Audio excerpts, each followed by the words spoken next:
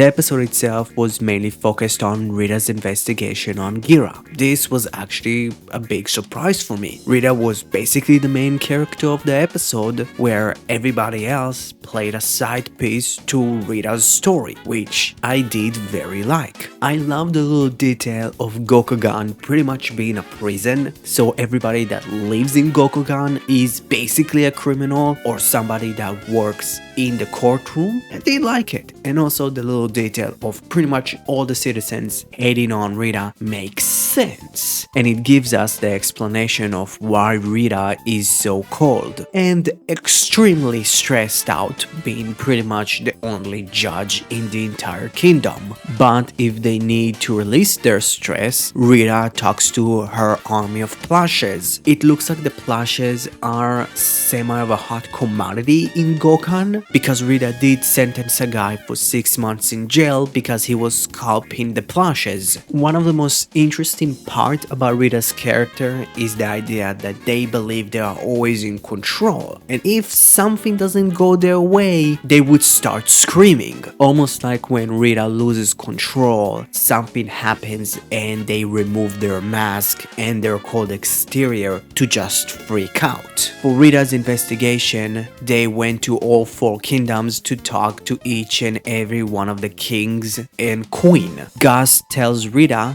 that Gira did pass the authority check that the Caliber have. That means that Gira has some royal blood in him. So Rita goes to Shogadam for a quick trip to slap Hercules in the face, but before that Rita asks Himeno for some help, while Rita's assistant takes a strand of hair out of Gira's head. And when Rita investigated the Shogadam archive last episode, they discovered that the last time that Gira's favorite meal was archived was 10 years ago. So when the time arrives for Gira's sentence, Gira is proven innocent. They discover that with Himeno's help, where Himeno performed the DNA test on Hercules' blood and Gira's strain of hair, that Gira is Hercules' younger brother, and Hercules may have some connection to the reasoning why Gira moved to the orphanage. How much weirdly Gira and Hercules don't remember each other, it's kind of weird. We finally got to see our full team transform, fight together on foot and inside the King-Ohger. And it is kind of funny that Rita is just the sword, so if the sword just get tossed off, Rita cannot do anything. I don't know, it's kind of funny. And after the fight finishes,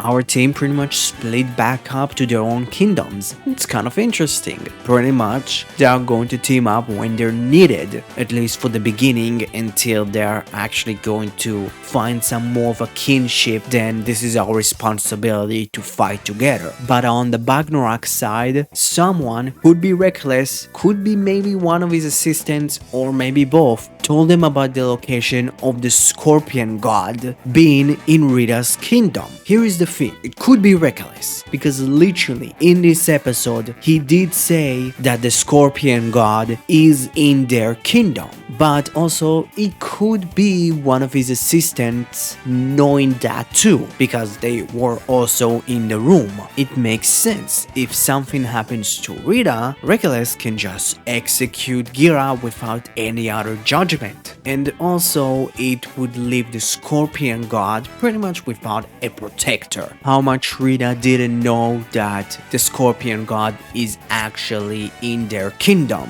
because in the end of the episode the Bagnorak did manage to find it and give it to Defnorak. Overall, this was a great episode, not only because it was focusing on a character that was very interested learning about, but also because the fight scenes do continue to impress me episode by episode. Way more the on-foot ones than the CG mech ones, but it's fine if people enjoy the CG mechs, it's their thing, but just like the on-foot still are really cool. So yeah, what you thought about this week's episode of King-Ohger? Comment below, let me know. Subscribe to my channel if you didn't. Have a great rest of your day.